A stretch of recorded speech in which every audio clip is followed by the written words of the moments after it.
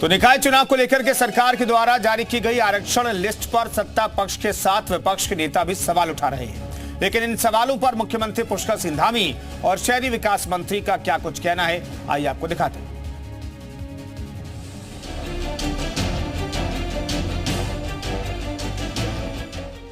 उत्तराखंड में एक तरफ जहां निकाय चुनाव की तारीखों का इंतजार किया जा रहा है, तो वहीं सरकार की तरफ से निकायों में आरक्षण जारी कर दिया गया है।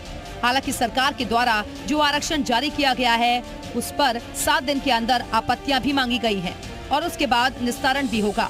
आपत्ति की लिस्ट में विपक्ष के साथ साथ सत्ता पक्ष के नेता भी शामिल हैं।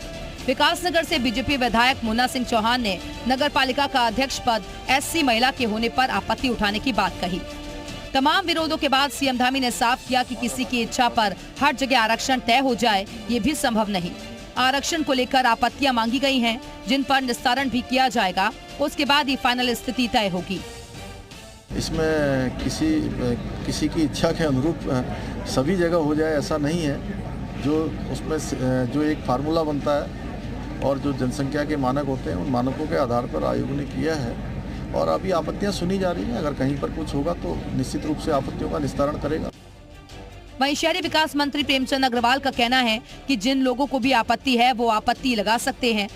आपत्ति निस्तारण होने के तुरंत बाद चुनाव की तिथियों का ऐलान भी हो जाएगा।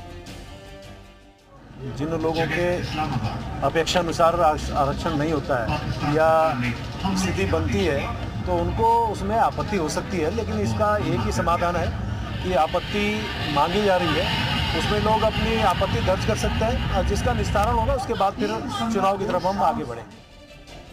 कुल मिलाकर देखें तो निकाय चुनाव में आरक्षण की स्थिति स्पष्ट होने के बाद से ही कई सीटों पर सवाल उठ रहे हैं, जिसको लेकर आपत्तियां भी जताई जा रही हैं। देखना होगा कि आखिर 7 दिनों के तय समय में कितनी आपत्तियां दर्ज होती हैं और कितनी सीटों पर निस्तारण के बाद कोई बदलाव होगा। देहरादून से जी मीडिया के लिए सुरेंद्र डसीला की रिपोर्ट।